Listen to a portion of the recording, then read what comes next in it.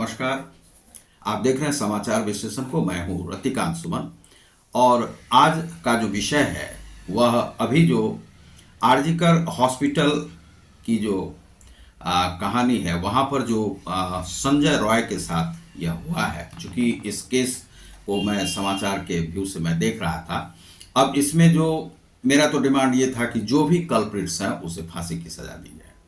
और फांसी इसलिए क्योंकि यहाँ पर किसी भी प्रकार से छोड़ा नहीं जा सकता है। ब्रूटलिज्म है तो कैसे कोई छोड़ सकता है उसे, ब्रूटलिज्म को? यानी कि आप जो है आतंकवाद को बढ़ावा देते हैं, लोगों को ये आप बढ़ावा दे रहे हैं कि वह जो है बंदूक उठाए, हथियार उठाए।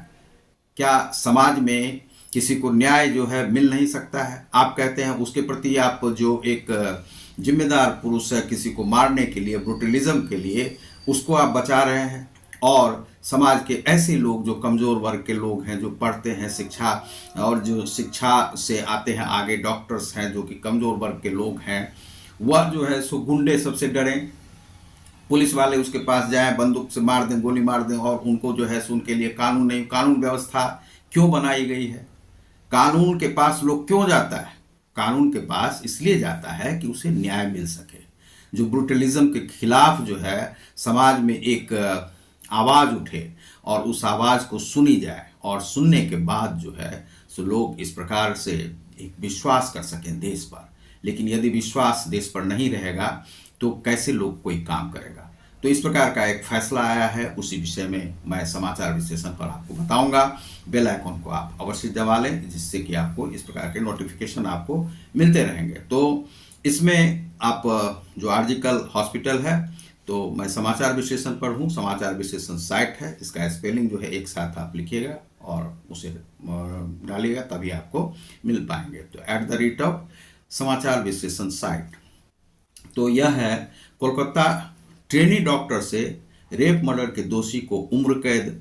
कोर्ट ने कहा यह रेयरेस्ट ऑफ रेयर नहीं है। अभी आपने क्राइम सर्च पर आप जाके देख लीजिएगा, उसमें rarest of the rare case कहा गया है और उस गर्लफ्रेंड को सजा दी गई है। लेकिन यहाँ पर जो वह हैं जज हैं, उन्होंने नहीं कहा है कि rarest of the rare case है यह।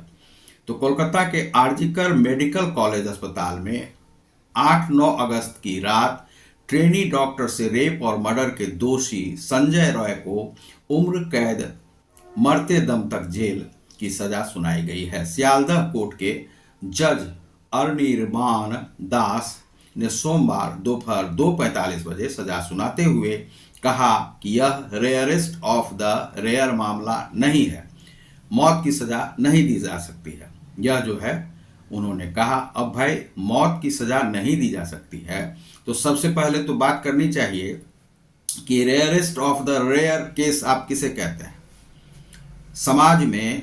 क्या ये जो जज हैं जिन्होंने इसका फैसला दिया है, यानी कि अनिर्बाण दास, यह अनिर्बाण, इसका अर्थ भी जो है सो सही से नहीं लगाया जा सकता है।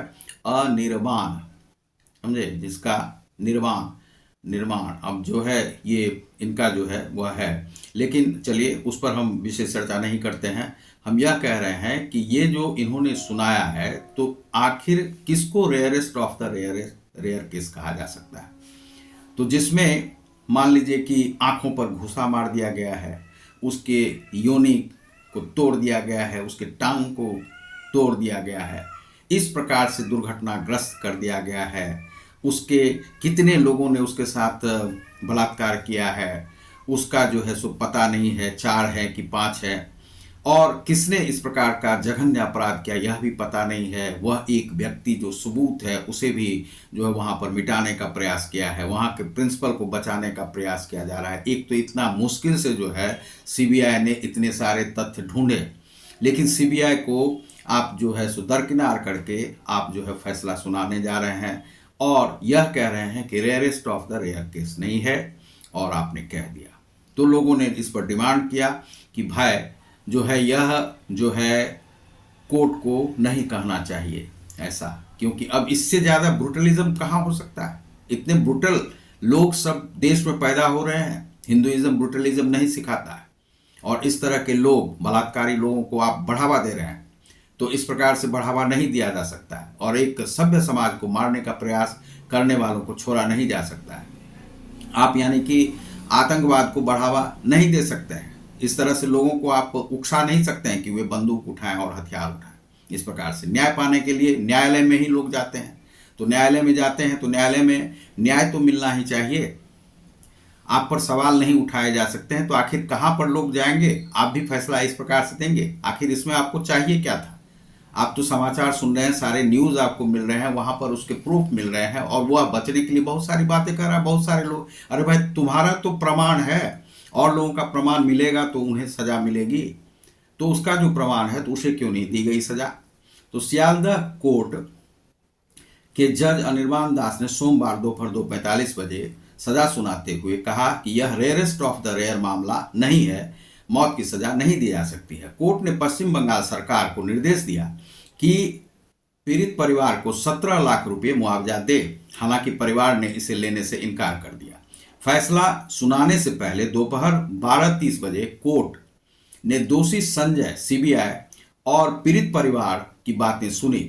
संजय से कहा कि यह बताया जा चुका है कि तुम किन अपराधों के दोषी हो, तुम्हें पता है। कोर्ट ने 18 जनवरी को संजय को दोषी ठहराया था। घटना के 164वें दिन 20 जनवरी सजा पर 160 पेज का फैसला सुनाया। सीबीआई और पीड़ित परिवार ने मौत की सजा मांगी थी। संजय का परिवार बोला भले ही फांसी हो, संजय का परिवार भी उससे त्रस्त है, हम फैसले के खिलाफ अपील नहीं करेंगे, अपील नहीं करने जा रहे हैं। संजय की मां ने कहा कि मैं उस लड़की के मां बाप का दुख समझती हूं, मेरी भी बेटियां हैं।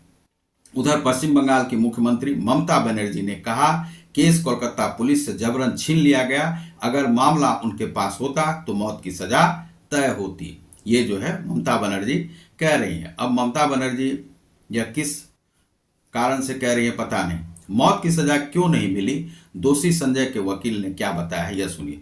संजय रॉय की वकील सेनजुती चक्रवर्ती ने दैनिक भास्कर को बताया कि हमने कोर्ट से डेथ पेनल्टी की सजा सुनाते वक्त सुप्रीम कोर्ट के दिशा निर्देशों का ध्यान रखने की दलील रखी थी। डेथ पेनल्टी को लेकर सुप्रीम कोर्ट की गाइडलाइन है, जिसमें बताया गया है कि किस किस केस में डेथ पेनल्टी होना चाहिए और किस किस केस में इससे बचना चाहिए।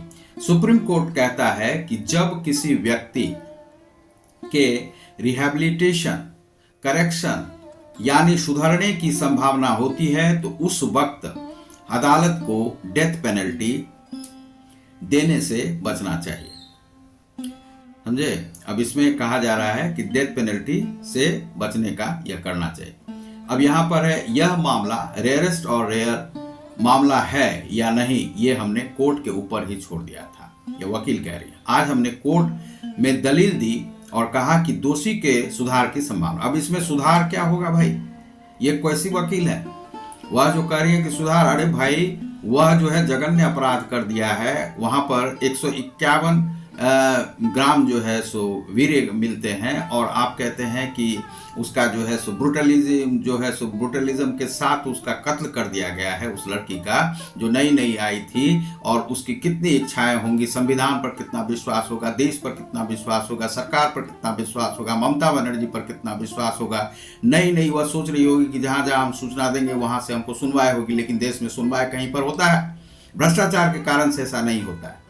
तो ये जो है, यह जो फैसला आया है, यह जो वकील कह रही है कि यह सुधरने की संभावना है, अरे भाई वह क्या सुधरेगी? वह क्या सुधरेगा? वह आदमी संजय है, वह सुधरने वाला है, वह प्रिंसिपल वह सुधरने वाला है जो कि 10-10 बाउंसर लेकर चलता है बचने के लिए, अपने गुंडेइज्म को कायम रखने के लिए वह ऐसा करता है, जिसे प्रमाण नहीं मिलने के कारण से जो सीबीआई अभी तक नहीं सौंप पाया है उसे छूटा हुआ है वह बेल पर। तो सुप्रीम कोर्ट की गाइडलाइन यह भी कहती है कि कभी कभी ऐसा भी होता है कि मामले में जो भी सबूत आए हैं उसके अलावा भी कुछ चीजें कोर्ट तक ना पहुंच पाती है या किसी कारण से कुछ तथ्य छूट जाते हैं। ऐसे में किसी को डेथ पेनल्टी देने से बचा जा सकता है। अब ये क्या कहता है यहाँ पर, जो व्याख्या जो जज जो दे रहा है अनिर्बान दास, वह जो दे रहा है वह इसलिए दे रहा है क्योंकि उसे लग रहा है यह गलत व्याख्या जो है इसका किया जा रहा है, यहाँ पर दूसरे मंशे से कहा जा रहा है। यहाँ पर क्या है मंशा? मंशा यह है जो सुप्रीम कोर्ट का गाइडलाइन कहता है, उसका मंशा है कि निर्दोष लोग को फांसी नहीं हो। यदि सजा देनी हो तो उसे जो है तत्काल के तत्काल उसे रोक के रखा जाए। हो सकता है कि बाद में सबूत मिल जाए, वह बरी हो जाए। तो यदि वह निर्दोष, आपको लग रहा है कि यह निर्दोष है, सबूत कहीं कहीं से जुटाए गए हैं इस प्रकार से, तो तब उसे सजा नहीं हो सकती। लेकिन यहाँ पर यह तो उसका प्रमाण मिला हुआ है, तब आप उसे कैसे निर्दोष मान सकते हैं? निर्दोष नहीं मान सकते। एक व्यक्ति के, मान लीजिए कि और लोगों को बचा लिया गया है और लोगों को छोड़ दिया गया, उसके सबूत नहीं मिले हैं, लेकिन एक जिसका प्रमाण है, प्रत्यक्ष को किम प्रमाण, प्रत्यक्ष किम प्रमाण, प्रत्यक्ष को प्रमाण की क्या आवश्यकता है? तो जब आवश्यकता नहीं है तो उसे सजा तो होनी चाहिए थी। तो रेयरेस्ट ऑफ द रेयर क्यों नहीं है ये? तो आपने इसमें कह दिया यह रेयरेस्ट ऑफ द रेयर नहीं है, तो यह डेथ पेनल्टी क्यों नहीं हो सकती है? इसमें पीड़ित की फैमिली हाथ जोड़कर बोली मुआवजा नहीं चाहिए, मुआवजा जो है उनके परिवार को नहीं चाहिए था। अब यह जो है राज्य सरकार की जिम्मेदारी है कि वो पीड़ित की फैमिली को मुआवजा दे। कोर्ट ने डॉक्टर की मौत के लिए 10 लाख और रेप के लिए 7 लाख मुआवजा तय किया है। कोर्ट में मौजूद ट्रेनी डॉक्टर के माता पिता ने हाथ जोड़कर कहा कि हमें मुआवजा नहीं, न्याय चाहिए। इस पर जज ने कहा कि मैंने कानून के मुताबिक यह मुआवजा तय किया है, आप इसका इस्तेमाल चाहे जैसे कर सकते हैं। तो यहाँ पर आपने दिया भी, तो मान लीजिए कि एक लगता है कि रेप के बदले में आप जो है सो इतना देना चाहते हैं, 50,000 का उसको पेनल्टी लगाया है, तो 50,000 का पेनल्टी क्या होता है? और ये सब तो सारा कुछ घूसखोरी जो है सो चल रही है। वो जो घूसखोर वह संजय रॉय है, उसका प्रिंसिपल घूसखोर है, सारे तो यहाँ पर घूसखोर सब भ्रष्ट लोग सब बैठे हुए हैं। उनको आप 50,000 का लगाते, उसको क्या है? यदि आप कहते कि केवल पेनल्टी लगाकर 5 लाख में छोड़ दिया, 5 लाख भी आपको मिल जाता। पीड़ित के पेरेंट्स बोले फैसले के खिलाफ हाई कोर्ट जाएंगे।